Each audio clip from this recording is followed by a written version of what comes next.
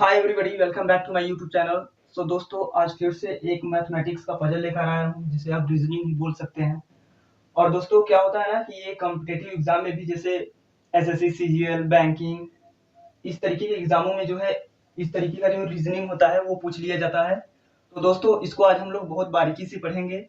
देखिए दोस्तों, कोई भी रीजनिंग का प्रश्न हो उसे हम एक बार देखकर जो है नहीं समझ सकते कि ये इसी तरीके से हल होगा। हमको जो है 1 2 3 मेथड से लगभग चेक करना पड़ता है कि हाँ, ये किस मेथड से सॉल्व होगा। तो चलिए दोस्तों, आज हम लोग देखते हैं इसका ट्रिक कि कैसे इसको सॉल्व करेंगे। तो प्रश्न में क्या है? प्रश्न में पूछा है कि अंतिम वर्ग में सही अंक भरिए।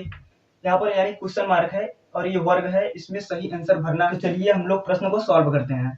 और यहाँ पर 4 विकल्प दिए गए हैं, इसमें से एक विकल्प सही होगा।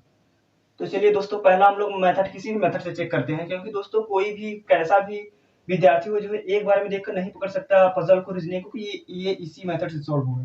तो हम लोग सिंपली एक मेथड चेक करते हैं पहले। तो दोस्तों, क्या है, यहाँ पर 7 है। पहले हम लोग जोड़ते हैं, देखते हैं जोड़ने पर आता है क्या। 7 3 कितना होगा? 10 होगा।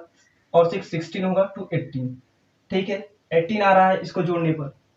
और इसको दोस्तों जोड़ते हैं, 2 8 कितना होगा? 10 होगा। 5 15 4 19 हो जाएगा।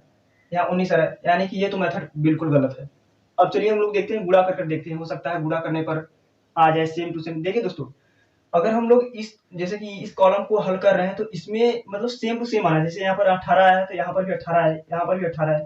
तब जो हम इसी तरीके से जैसे इसको कैलकुलेट किए हैं, इसको भी ऐसे कैलकुलेट कर देंगे तो मतलब सही हमारा आंसर आ जाएगा। तो ठीक है दोस्तों, ये तो पहली चीज, तो ये तो फॉल्ट हो गया, मतलब कि ये तो गलत है। अब चलिए दूसरा हम लोग मल्टीप्लाई देखते हैं। तो 7 3 का मल्टीप्लाई कितना कितना होगा? 21 हो जाएगा। ठीक है, 7 का 3 में करेंगे तो कितना होगा? 21 ही होगा। 21 का 6 में करेंगे कितना होगा? 6 हो जाएगा। 12 हो जाएगा। 126 हो गया। ठीक है, अब 2 का मल्टीप्लाई करते हैं, कितना होगा दोस्तों? 2 छके 12 की 2 हाथ से 1 4 5 2 200 कितना है? 52। यानी कि इसको कैलकुलेट करने पर, पूरी लाइन को कैलकुलेट करने पर कितना आया हमारा? 252 आया है ना। 252 आया है। अभी तो दोस्तों इसी तरीके से हम लोग इसको कैलकुलेट करते हैं, कितना होगा?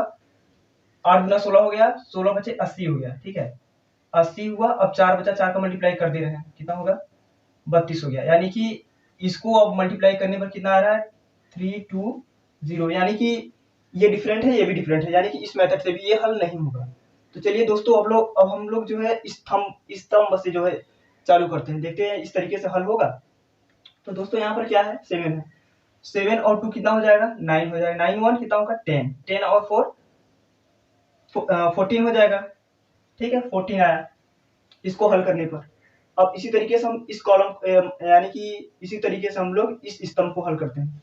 तो यहाँ पर 10 आई मीन टू से यहाँ पर 8 है और 3 है, कितना होगा? 11 हो जाएगा। 12 12 हो गया। 12 2 14।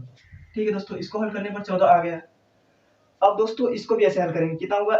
6 और 5 11 हो जाएगा। 11 2 कितना होगा? 13 1 14। ये भी 14 आ गया। ठीक है दोस्तों, यानी कि ये जो स्तंभ है ये मतलब फॉलो किया इस नियम को। अब इसी तरीके से हम लोग इसको हल कर देंगे, पता चल जाएगा हमें यहाँ पर कौन सा नंबर भरा जाएगा। तो यहाँ पर 4 है और 2 है, कितना होगा? 6 होगा।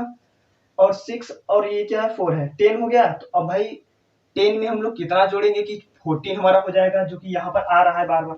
4 जोड़ देंगे। तो 4 यहाँ पर अगर हम लिख देते हैं क्वेश्चन मार्क की जगह पर 4 लिखेंगे तो हमारा जो है इसको भी जोड़ने पर कितना आ जाएगा? 14 आ जाएगा। 14 आ गया। तो दोस्तों जो है हमारा ये दूसरा विकल्प हमारा करेक्ट है। तो आशा करते हैं दोस्तों आपको ये समझ में आया होगा। दोस्तों ये बहुत ही इंपॉर्टेंट है कॉम्पिटिटिव एग्जाम के पॉइंट ऑफ व्यू से।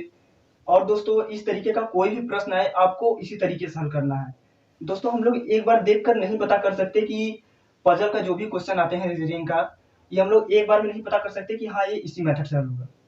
लेकिन दोस्तों तो मैं यही कहूंगा आपको कि जब इस तरीके का प्रश्न आपको दिखाई दे तो आप 1 2 3 मेथड से चेक कर लें, और 2 3 4 मेथड से चेक करेंगे दोस्तों, एक ना एक मेथड से जो है हल हो ही जाएगा।